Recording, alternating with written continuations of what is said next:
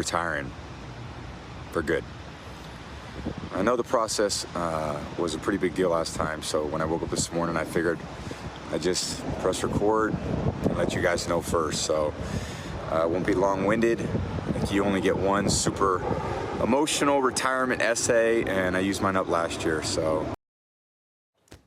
So what are we to think of that? Doug Elridge, sports agent extraordinaire. Does he really, really mean it, Doug? There are so many fans out there who are saying, look, you're still one of the best quarterbacks out there, even at 45. You could keep doing this for years if you wanted to.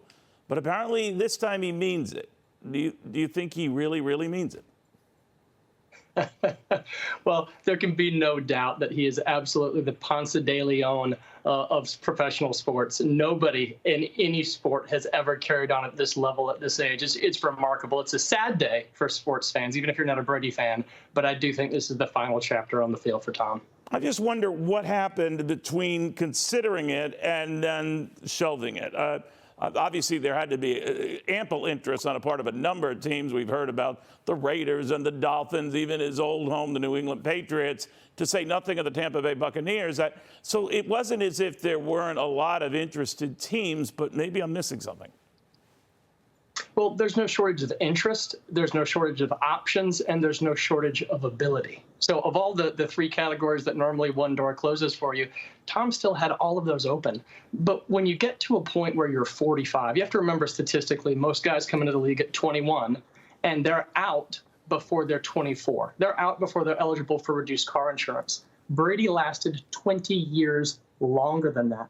And the maturation and the miles on the tires, you age in dog years after 30 in the NFL. And from 42 to 43 to 44 to now 45, it's not just the miles and the hits on the field. It's the stress and the impact off the field. And this has been a year unlike any other for Tom. Tough on the field, a lot of emotional baggage off the field. And it really is compounding interest at this point in his career. And he's stepping off an unbridled, unequivocal champion in every regard. 10 Super Bowls, 7 rings. He is unquestionably the best to ever do it. You know what? One of the things I always think of, and you know about the money thing, that it's not as big an issue for him as it might be for others. But that the thing that had me thinking he would never quit, at least without a shot at making playoffs again and maybe another Super Bowl again, which is why some of the teams I mentioned prior had come up, that he wants to go out a winner. Not that he went out a loser. He still made, the playoffs, even with an 8-9 record for his team. But I just wonder what changed there, because that seemed to be what was driving him, another shot. Right. Well, of all the things that he's shown on the field, he's been equally private off the field. A couple of years ago when he had that miraculous, in my opinion, the best Super Bowl ever. It was his last one in New England, that 28-3 comeback against the Falcons. He had kept it very quiet all year that his mother was battling cancer. Right? It was only divulged there right around the Super Bowl time, what he had been privately going through. And this year he kept it very, very quiet, which is why it was such a breaking news story, not just from the Page 6 gossip at the sports page, but the ticker at the bottom of Fox News that Tom Brady was going through a divorce, which is emotionally and personally about the most difficult battle that anybody can face.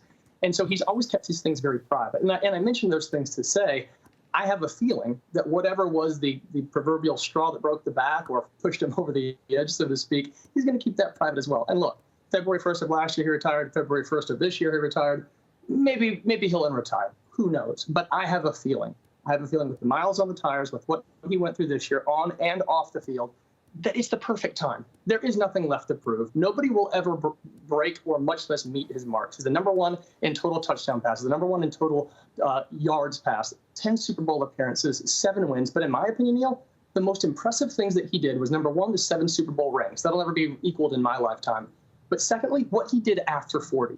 6 straight seasons of 4,000 yards. And this season, he was #1 in passing attempts and completions and threw for over 4,000 yards. He was 3rd in the league on a team that was riddled with injuries and didn't have any receivers. And the offensive line looked like Swiss cheese. This guy has nothing to prove. And he's transitioning, clutch and accelerator. We talked about the dollars. He made $512 million on the field while consistently taking a hometown discount for his 20 years in New England, which contributed to 6 of those championships because he always left money on the table for more players.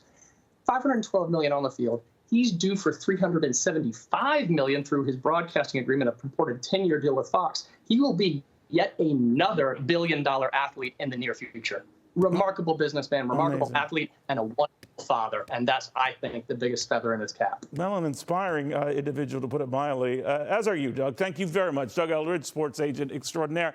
Hi, everyone. I'm Brian Kilmeade. I want you to do me a favor. I want you to click to subscribe to the Fox News YouTube page. This is the only way that I know for sure that you're not going to miss any great commentary, any great news bites, any great interviews coming your way on Fox. You can get it all here on YouTube. So subscribe right now.